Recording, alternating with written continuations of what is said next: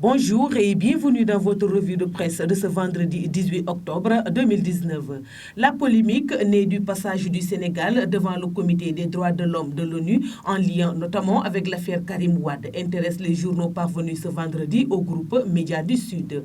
Il a été dit au sortir de la présentation du 5e rapport du Sénégal à la 120e session du Comité des droits de l'homme que le pays s'était engagé à se conformer aux recommandations de cet organe relativement à un réexamen du dossier judiciaire du fils de l'ancien président de la République.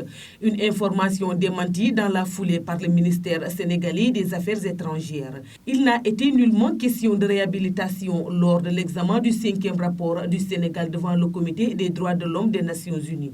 Il s'agirait plutôt d'un dialogue interactif au cours duquel un des experts du comité a demandé à la délégation sénégalaise de fournir des informations sur l'état de mise en œuvre des constatations de cet organe au sujet de l'affaire Karim Wade. A réagi la diplomatie sénégalaise dans un communiqué relayé par plusieurs médias. En octobre 2018, le Comité des droits de l'homme de l'ONU avait invité l'État du Sénégal à rétablir Karim Wade dans des droits en réparant les préjudices qu'il aurait subis. Le comité avait alors estimé que Wade, fils, définitivement condamné à 6 ans de prison pour enrichissement illicite et à une amende de 138 milliards de francs CFA, n'avait pas bénéficié d'un procès équitable. La fin de non-recevoir du gouvernement sénégalais alors constaté semble avoir été réitérée par le ministère des Affaires dans son communiqué. Les informations publiées à ce sujet sont dénuées de fondement et relèvent de la méconnaissance des procédures du droit sénégalais et des positions antérieurement et clairement exprimées par le Sénégal sur la question, souligne le communiqué. À ce propos, le journal LAS relève un cafouillage de l'État et met en avant à la fois le démenti du ministère des Affaires étrangères et la note discordante du directeur des droits de l'homme, Moustapha Ka, lequel y déclare que des recommandations du comité avaient été déjà satisfaites alors que la 3e était à l'étude. Le gouvernement du Sénégal est prêt à allouer une réparation financière à Karim Wade pour se conformer aux constatations du comité des droits de l'homme. C'est une révélation de la délégation sénégalaise devant les experts onusiens.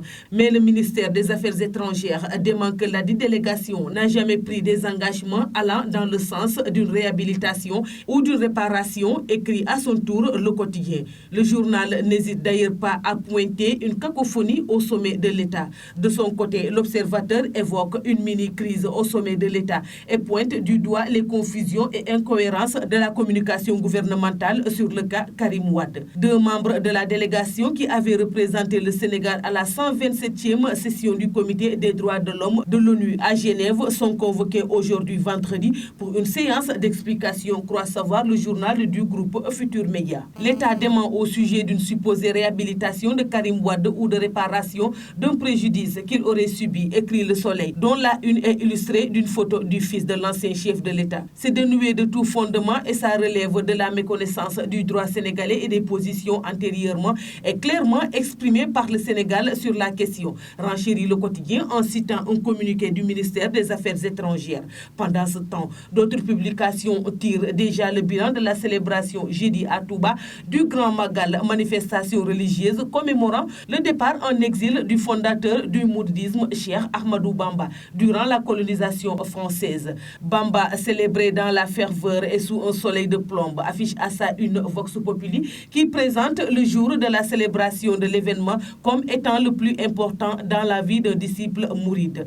Du moment que le journal déplore 20 morts, dont 13 dans des accidents de la circulation, dans le cadre des célébrations auxquelles participent des centaines de milliers de personnes. La publication rapporte également l'arrestation de 138 individus pour diverses infractions et délits. Enfin, Sud Quotidien plonge ses lecteurs au cœur du Magal et souligne qu'en dépit d'une forte canicule dans la cité religieuse de Touba, les fidèles ont été nombreux à commémorer l'événement. Comme d'habitude, des plats somptueux ont été offerts aux hôtes, pendant que des séances de lecture du Coran et des écrits du fondateur de la confrérie retentissaient des différents coins, témoigne le journal. C'est tout pour la revue de presse parvenue à la rédaction du groupe Médias du Sud. Merci et au revoir.